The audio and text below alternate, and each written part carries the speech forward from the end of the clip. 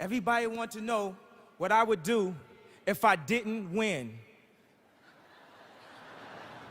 I guess we'll never know. It's crazy that we live in a world that if you're super positive and super creative, that it's scary. So what does that tell you about the mentality of most people if you're scared of like positivity and creativity? Like I have no intent to do anything negative to anyone. I only want, more positive things to happen. I think people focus too much on the past and focus too much on regret. Even like when you deal with schools, like you take like the slave idea.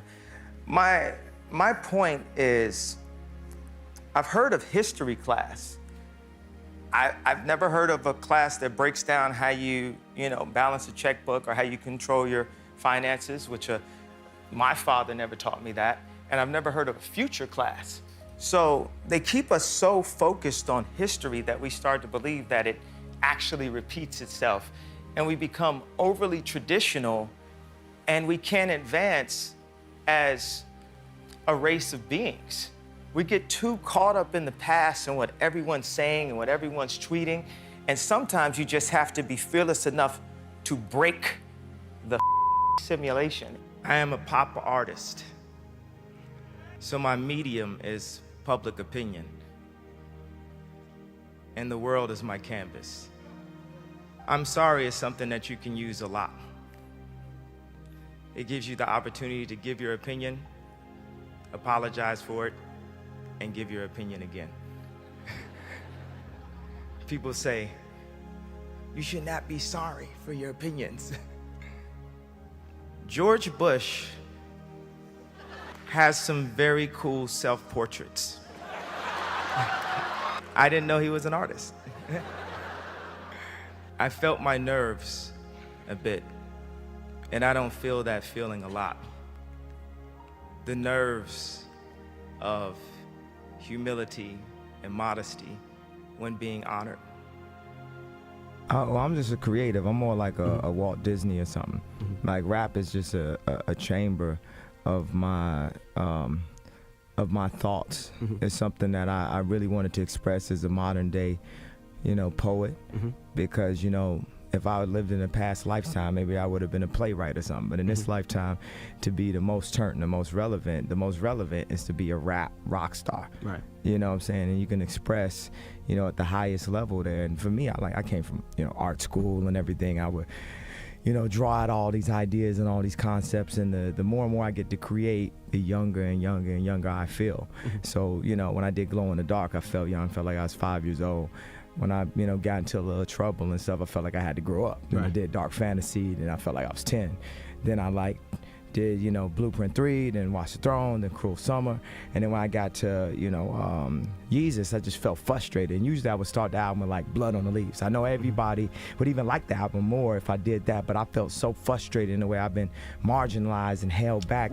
My daughter went to a fashion camp for 5 days a couple weeks ago.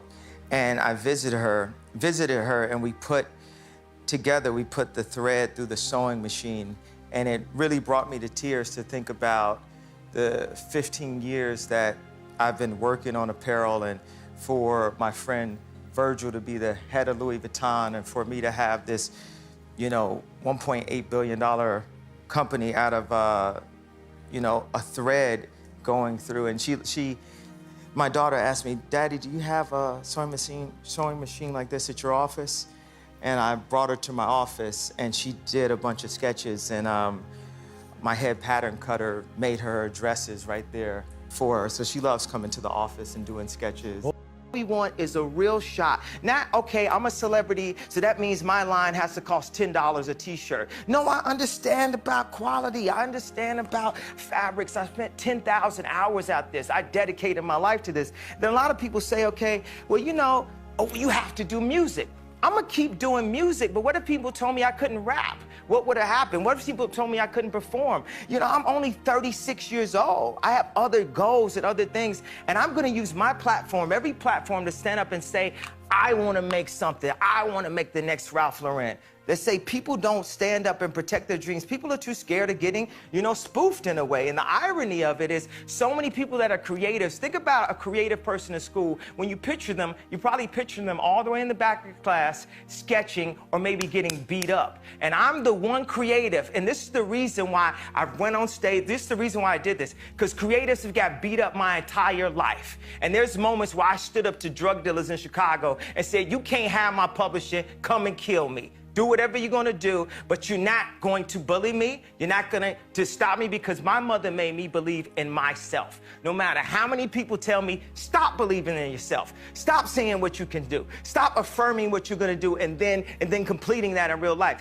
That's the improper way to do it. I refuse to follow those rules that society has set up in the way that they control people with low self-esteem, with improper information, with branding, with marketing. I refuse to follow those rules. It's about truth. It's about information. It's about awesomeness. And the only luxury is time, the time you spend with your family. That's the only luxury.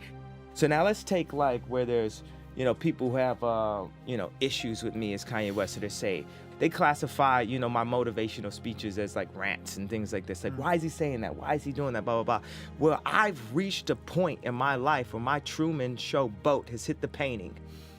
And I've got to a point that Michael Jackson did not break down. I have reached the glass ceiling as a creative person, as a celebrity. When I say that, it means I want to do product. I am a product person, not just clothing, but water bottle design, architecture, everything, that you could, think about. And I've been at it for 10 years. And I look around, I say, wait a second, there's no one around here in this space that looks like me. And if they are, they're quiet as So that means, wait a second, now we're seriously like in a civil rights movement. Like people used to joke about, do you remember our South Park photo? Yeah, I do. Remember how funny that was? Do you think there would be a Givenchy in the hood if it wasn't for that South Park photo? Yeah. Are you a workaholic? Are you always working? No, I actually slept a lot during the project. While they were recording? Yeah, I have a team and we work together. I spent a year and a half after I got out the hospital, and I would go to Amoeba record store and I just start chopping up samples. And it's very therapeutic because I wasn't full yay. I don't know if I'm full yay now, or better or worse, whatever, but it was therapeutic just to listen to those songs and sample and go back to being 14 years old in my mom's house.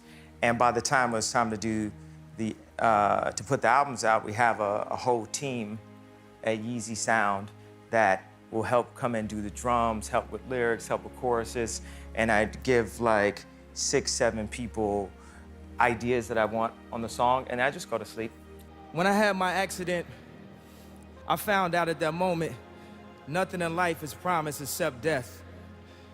If you have the opportunity to play this game of life, you need to appreciate every moment.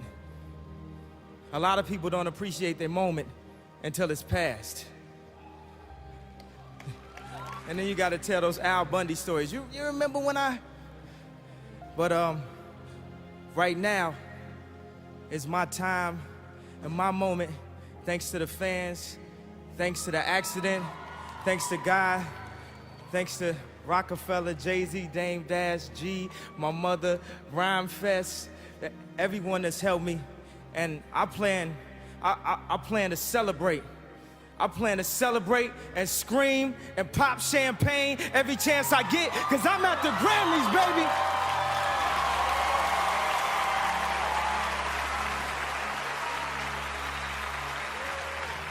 I know everybody asked me the question. They wanted to know what kind. I know he's gonna wild out and he's gonna do something crazy. Everybody wanted to know what I would do if I didn't win. I guess we'll never know. You guys are being taught, without you knowing it, ways to separate yourselves from each other. If you're separated, you can be easily controlled. This humanity that I talk about, this civilization that I talk about, this future utopia idea that I talk about, can only happen through collaboration. You know, ideas are free. and you can't be selfish with it. Okay? People ask me, you know, how my daughter is doing. She's only doing good if your daughter is doing good. We're all one family. Like literally, last names aside, we're all one family. And we have the ability to approach our race like ants, or we have the ability to approach our race like crabs. And imagine if everyone's main focus, more so than how they were going to the club, you know, their main focus was to help someone else.